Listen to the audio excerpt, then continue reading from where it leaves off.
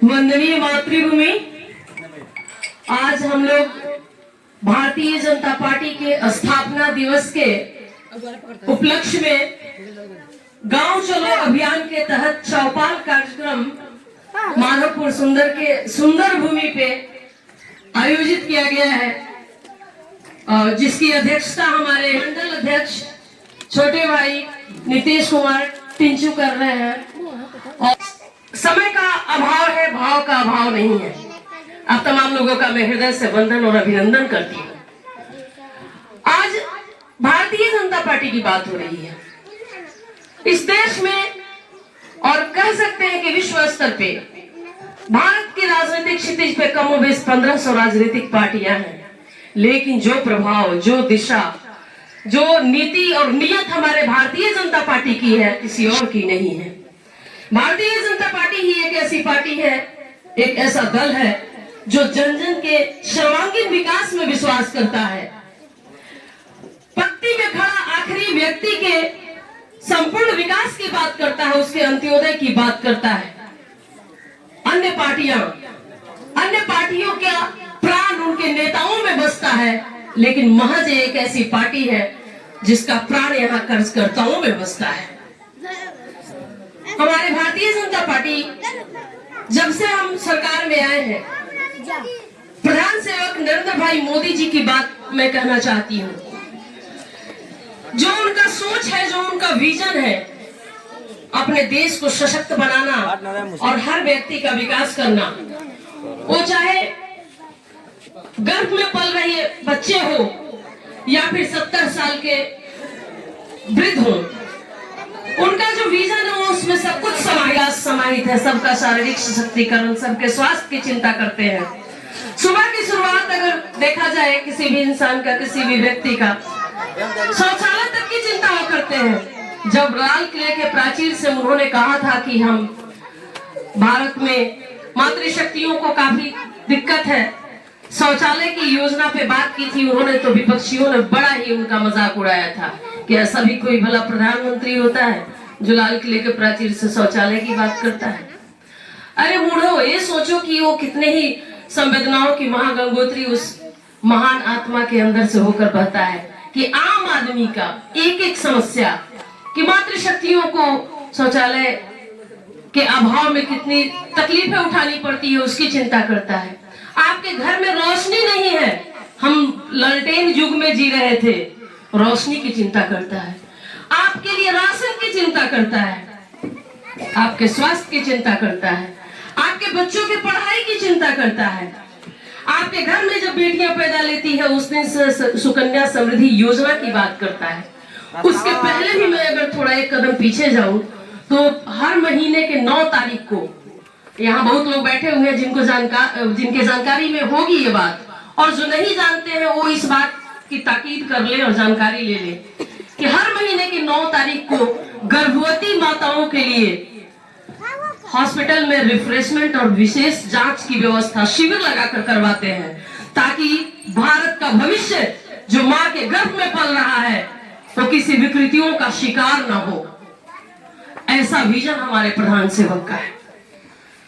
और साथ ही जो राज्य में हमारे विकास पुरुष नीतीश जी हैं, आप जरा सोच कर देखिए कि 2005 के पहले बिहार का क्या स्वरूप था, क्या भयावह स्थिति थी। शाम होते होते लालटेन भी मानो बुझ जाता था, भय का माहौल था, भूख, भ्रष्टाचार, अपहरण, हर आए दिन अखबार तमाम तरह के खबरों से भरा पड़ा रहता था। शाम होते होते लोगों को लगता था कि हमारे घर के लोग जो बाहर हैं वो सकुशल वापस आ जाएं। और आज वो हमारे प्रधान सेवक पर आरोप लगाते हैं कि ये संविधान बदल देंगे और दलितों का आरक्षण ले लेंगे। लालू जी का आरक्षण किसको मिला? अपनी बेटी को, अपने बेटे को, अपने परिवार को। और जहां तक संविधान बदलने की बात कहते हैं, मैं तो पूरे अध्ययन आधारित तथ्य आपके सामने रखती हूँ। 80 बार कांग्रेसियों ने हमारे संविधान के स्वाभिमान के साथ छेड़छाड़ किया है, पूरे 80 बार। और एक गलत नैरेटिव सेट किया गया विदेशी फंडिंग के द्वारा कि हमारे संविधान को बदल दिया जाएगा अगर मोदी जी तीसरी बार सरकार में आए तो।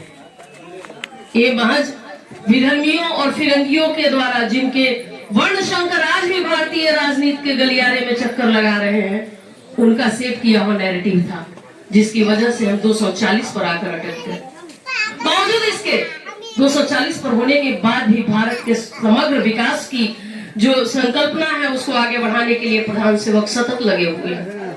वो चाहे धारा 370 को हटाने की बात की हो या फिर राम मंदिर की स्थापना की बात की हो, जो जो वादा उन्होंने किया वो एक एक कर उत्तरोत्तर अपने किए गए वादे को पूरा कर रहे हैं। आज वक्फ बोर्ड के संशोधन की बात हो रही है। आपको मैं एक बात बताना चाहती हूँ, एक मुस्लिम स्कॉलर, शिक्षाविद, उनका कहना है कि वक्फ बोर्ड के पास इतनी संपत्ति है कि अगर उसका सही उपयोग कर लिया जाए तो सिर्फ मुस्लिमों के गरीब का कल्याण नहीं, भारत में कोई हिंदू भी गरीब नहीं रह जाएगा। लेकिन दुर्भाग्य है कि उस 8.5 करोड़ एकड़ भूमि पर महज 200 रसूखदार लोग कुंडली मार के बैठे हुए हैं और इन तमाम बुराइयों पर, तमाम समस्याओं पर प्रधान सेवक की पैनी निगाह है और सबका समाधान एक एक कर निकलेगा।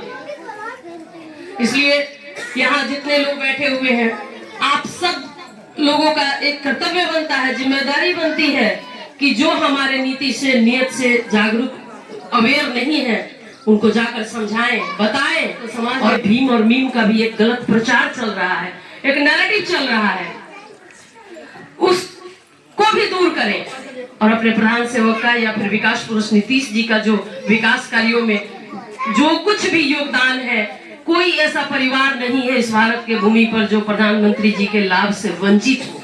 जिन्होंने कुछ नहीं लिया उन्होंने भी कोरोना का वैक्सीन लिया, जिन्होंने कुछ नहीं लिया कहता होगा कि नहीं मैं बहुत सशक्त हूँ, राशन से कोई बहस नहीं है, रोशनी से बहस नहीं है, लेकिन वो भी अपने जीवन रक्षा के लिए कोरोना का वैक्सीन लिए। तो इनके प्रधान सेवक के सोच में पूरा भारत भूमि, भारत ही क्या, हम भारतीयों का तो दर्शन है, बहुजन हिताय बहुजन सुखाय। हम तो पूरे विश्व की मंगल की कामना करने वाले हैं। और जहां तक बात है शिवहर के भूमि की, तो शिवहर के लिए जैसा कि बड़े भाई विनय सिंह जी बोले कि हमको अपना कुपत दिखाना होगा, अपना पुरुषार्थ दिखाना होगा। वो किसी ने ठीक ही कहा है कि न रहबर से निकलेगा न रहगुजर से निकलेगा, हमारे पांव का कांटा हम ही से निकलेगा। इन्हीं चंद शब्दों के साथ मैं अपने वाणी को विराम दूंगी और बड़े भाई को सुनने का सौभाग्य प्राप्त होगा। धन्यवाद।